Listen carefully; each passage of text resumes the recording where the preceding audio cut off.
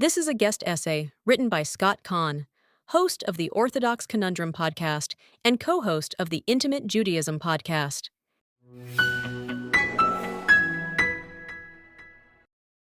Sometimes too much scholarship can be a detriment to determining the right thing to do.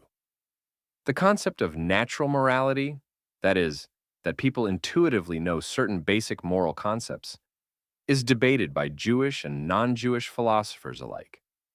One of the most famous examples of a Jewish scholar championing natural morality is the Ramban, a leading medieval Jewish scholar, in his commentary to Vayikra, chapter 19, verse 2. He explained that the biblical directive to be holy prohibits actions which are not otherwise prescribed by the Torah, but which would allow someone to act in a despicable manner without technically violating any written prohibition. Many assume that we know which prohibitions are included in this Jewish commandment through natural morality.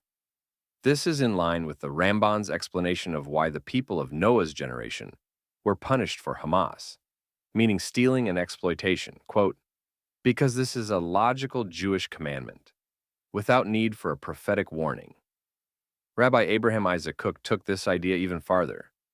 He argued that natural morality is implanted in us as an aspect of our divinely apportioned souls, and that, perhaps shockingly, the masses may have greater access to this form of divine revelation than Talmudic scholars.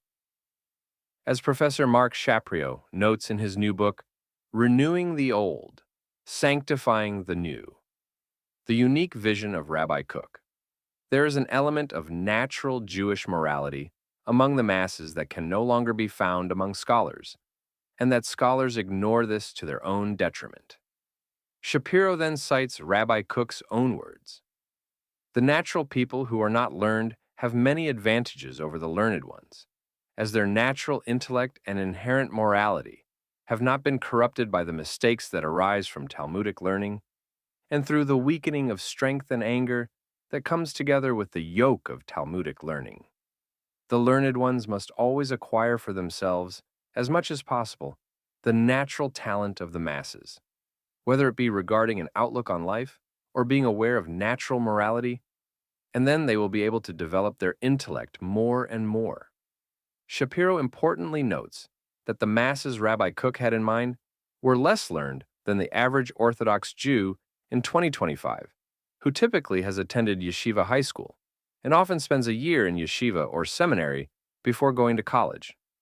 Shapiro wrote, quote, had the masses in Rabbi Kook's day had any serious learning, he could not have said what he did, because his point is precisely that learning spoils some of the Jews' natural morality.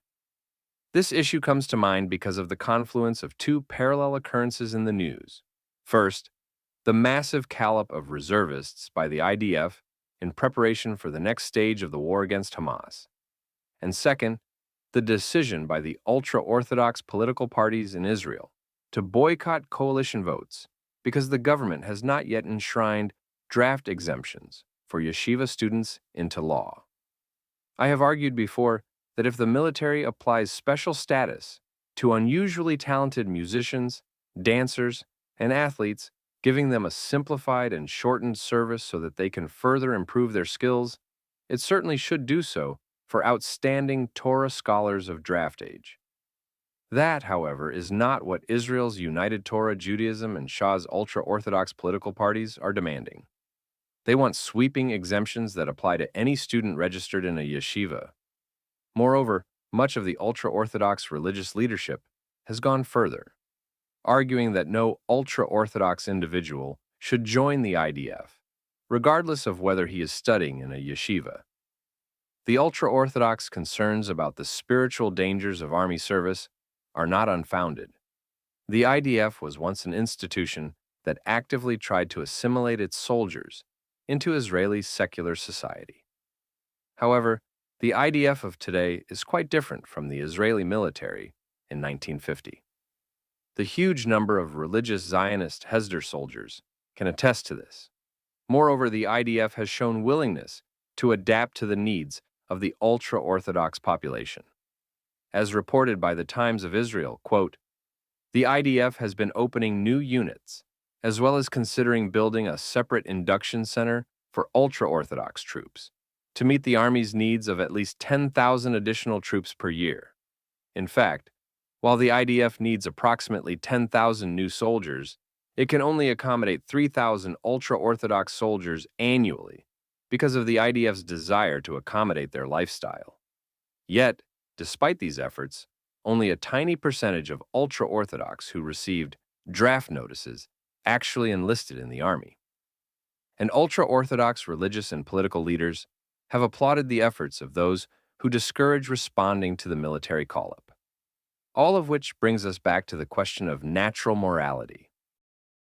I have argued consistently, and I hope convincingly, that the idea that yeshiva students should be exempted en masse from military service is dubious according to Jewish law. The sources that are cited in defense of the ultra-Orthodox position are, I believe, more than unconvincing, while the sources to the contrary are compelling. The idea that anyone ultra-Orthodox, regardless of his yeshiva status, should receive an exemption is absurd according to Jewish law. Still, I want to suggest something that may sound radical, but which I think is absolutely fundamental, and in line with what Rabbi Cook said about the moral wisdom of the masses. Let's leave aside all Jewish law arguments about exempting yeshiva students. Instead, let's step back and ask ourselves honestly, is there any moral justification for an entire segment of the Jewish population to ignore its responsibilities to the larger Jewish people?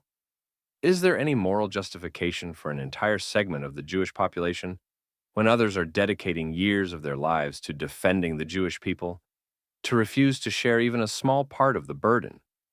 Is there any moral justification for an entire segment of the Jewish population to watch passively as others sacrifice their lives to defend the Jewish people, or to even celebrate their refusal to help when the Army is forced to call up soldiers who have already been in combat for hundreds of days? Is there any moral justification for an entire segment of the Jewish population to live in the land of Israel as enemies of the Jewish people, actively try to kill every Jewish person who lives there, and do absolutely nothing to assist in the war effort? In my opinion, anyone who maintains a smidgen of moral sense will realize that something has gone seriously awry, that something is amiss, that a religious and political leadership which encourages such behavior either ignores its moral sense or has lost it entirely. Perhaps Rabbi Cook was right. Perhaps, as Professor Mark Shapiro suggests, the natural, healthy feelings of the simple, uneducated Jew are to be preferred to the feelings of the scholar that have been entirely formed by his Talmudic study. Rabbi Cook was well aware of the ability of Talmudic scholars to find all sorts of legalistic justifications for behavior that, at the end of the day, is immoral. I wish Rabbi Cook was incorrect, that ultra-Orthodox leadership followed basic moral instincts, acknowledged that the IDF of today is not the IDF of yesteryear, and worked with the government and the military in order to find solutions to the IDF's manpower shortage, instead of digging in its heels and refusing to consider any solution short of blanket exemptions. Unfortunately, Rabbi Cook was right, and we, the rest of the Jewish people, reap the sad benefits of this outrageous moral cowardice.